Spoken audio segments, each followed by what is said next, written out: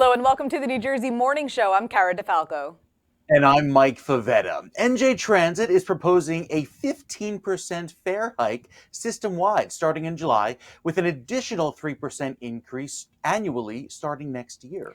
Here now to talk about the proposal is John Wisniewski, a former longtime New Jersey state legislator, one-time gubernatorial candidate, and newly appointed member of the NJ Turnpike Authority. Good morning, John. Good morning. How are you? Good. We're so happy to have you here with us again. Thank you so much for joining us. My pleasure. So can you tell us a little bit about why the transit fares are going up? Well, they're going up because New Jersey Transit's out of money. And at the end of the day, you need to pay the engineers, the conductors, and everybody else that's involved in providing that rail service. It's certainly not welcome news for commuters who have long been suffering with frustrations. I interviewed somebody for my law office the other day who commutes into the city, and the reason she's looking for a job is that she finds the commute into her job in the city unreliable. And so when commuters like that are confronted with a 15% increase, they literally start to see red. Yeah, I'm sure. I'm sure they do, especially all at once. Why so much and the 15% increase just in July? Well, I think politics has a lot to do with it. Raising fares on New Jersey Transit is never a politically palatable endeavor. And many times when in internal deliberations that topic comes up, you can imagine invariably that there's somebody talking about the impact it will have on the next election cycle. And so there's an institutional bias, there's maybe a human nature bias by those who are given the responsibility for managing those financial affairs to say, well, let's see if we can hold off this year. And then they say the same thing next year. And then ultimately it comes to a point where they can't because there's just such a shortfall of money.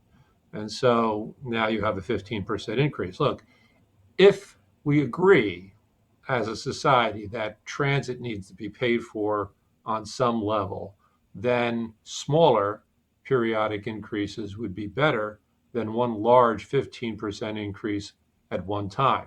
But I think it goes deeper than that, and that is the fact that transit is systematically shortchanged. I think they're talking about in the next fiscal year there being a shortfall of something close to $900 million. Wow. That's a lot of money. And Yeah. if you can't come up with that money, and this fare increase doesn't even come close, you will then start to see things like deferred maintenance and perhaps hirings not being done as timely as they should be. There needs to be a long-term, permanent financial source of revenue for New Jersey Transit that doesn't just rely on commuters. Yeah, and it's interesting, John, because I know that we're also getting, toll hikes on time. It feels like there's not there's not a good way around it. It's not like, okay, well, I'll just drive in or something like that. Is there another way to fund mass transit? Is there something else that could be done? Well, certainly commuters should pay part of it, right? There should be a fare, it should Right. be a free service. But on top of that, I think there's an argument to be made that having a robust system of mass transportation helps everybody in the state. If you are somebody who can't take mass transit because of where your job's located or perhaps the nature of your job, having a robust mass transit benefits you because it gets all of those vehicles off the road. It makes your driving and commute better. And so this has to be a statewide initiative in which the state of New Jersey says, we're going to raise revenue from everybody in the state, and we're going to dedicate that to improving our mass transit system because everybody benefits. We already do that with roads. We do that with highways. We do that with bridges. We should be doing it with mass transit. Interesting. John, this begs the question, with asking for the average commuter to pay more in their daily fare, would they see any benefits immediately? Will there be additional service or better service? What does this fare hike mean to the average commuter? Well, I would be less than candid if I said that I believed that there will be an immediate visible change in the way New Jersey Transit operates. It's obviously not realistic. There are so many things that New Jersey Transit needs revenue for. This fare increase is not going to solve them all. This fare increase is not going to make, the day the fares increase, the next day the trains won't have a better on-time service.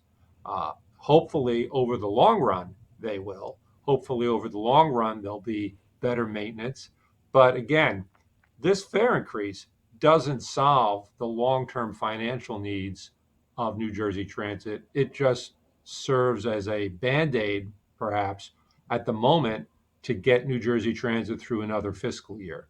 But there needs to be a long-term solution. It has to be a dedicated funding source, just like, for instance, we have a dedicated funding source in the state of New Jersey for the Transportation Trust Fund, and that is for capital expenditures, largely for highways, some of it going to mass transit. We need to have a similar dedicated funding source for New Jersey Transit so that we don't see commuters, paying fare customers, having to dig into their pocket on a periodic basis. We need to make this a statewide initiative. It's so interesting, John, and I feel like New Jersey, but the U.S. on the whole, never really had the same focus on mass transit the way you see in Europe. And I mean, I can really only speak to Italy, but it's like you can catch a metro train anywhere. You can and they are clean and they run well and on time. And it's really interesting that that dedication to creating those systems has not been a priority here. It hasn't for a long time. New Jersey Transit was created in the aftermath of the bankruptcy of the Penn Central Railroad.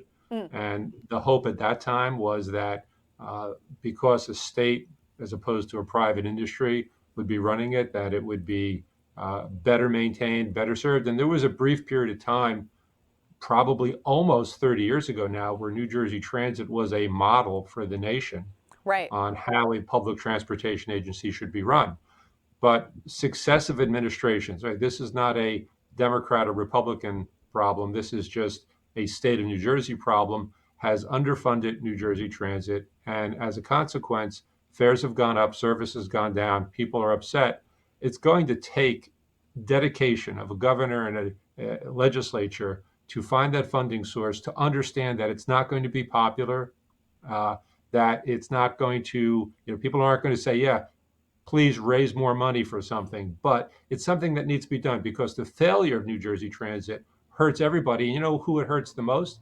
It hurts the people who are least likely to be able to afford their own private transportation. Right. Auto insurance is expensive, car payments are expensive. And so there's a whole segment of society that depends on the buses and trains. And if that's not provided in an affordable way by New Jersey Transit, we make their lives harder as well. Absolutely. Yeah. And then that weighs on society on the whole as well. Is there a public forum or an open session where people can voice their opinions, or a website where we can learn more? Well, so when any agency, Turnpike, New Jersey Transit, raises rates, they have public hearings, and that would be on the New Jersey Transit website. There's also a place where people can submit their comments. I think the issue here is the comments are useful, but let's talk about, in terms of comments, what can be made better for New Jersey Transit, but also what is everybody willing to accept as a way of permanently funding, creating that permanent annual recurring revenue source for New Jersey Transit, so these type of fare increases aren't necessary. We have to have that conversation. The money has to come from someplace. There's no pixie dust. There's no magic wand that's going to make this work. It's going to take dollars. And as a state, the governor, the legislature, and the people need to agree, where's this money going to come from? Can we agree how much it should be? And can we agree to constitutionally dedicate it so that this problem does not reoccur in the future? Right, right. So interesting. John Wisniewski, thank you so much for joining us this morning. We appreciate your time and your insight. And where can folks go to find you and more about what you're up to?